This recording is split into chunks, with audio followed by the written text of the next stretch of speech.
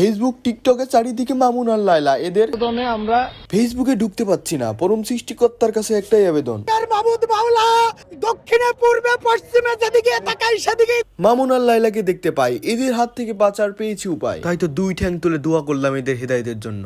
আল্লাহ আমাদের এই মুনাজাতকে কবুল করো। মামুনকে এমন পোশাকে দেখে শয়তান যা বলল, যে যাই বলুক অবশেষে ছেলেটা দিনের পথে এসেছে। উমরায় গিয়ে কি কি করছে এবং কিভাবে দিন কাটাচ্ছে চলুন আমরা একটু দেখে আসি।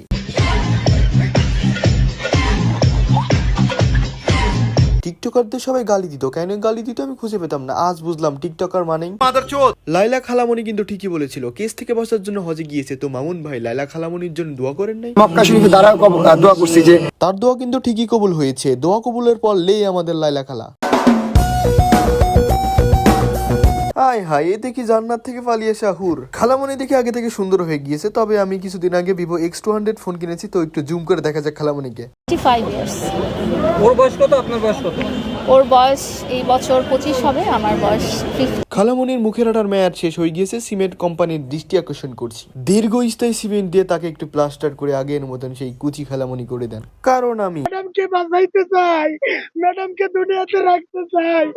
লাইলার কেসকে ভিডিও বানাতে পারতো না, কিন্তু আমাদের টিকটকের মামুন ভাই মন খুলে ভিডিও বানাচ্ছে সৌদি আরবে।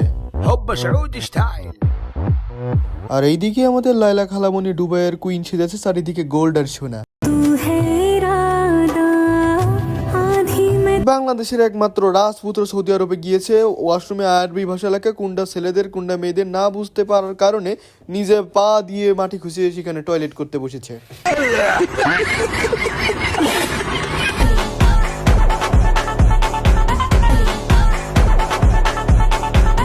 হজ করতে এসে শয়তান এইসব দেখি শয়তান মামুনকে যা বললো, गाली नहीं दे सकता। नहीं, गाली नहीं देना। फैमिली देखती है, वरना मैं ऐसे गाली दूं, ऐसे गाली दूं ना, जिंदगी भर याद रखेगी।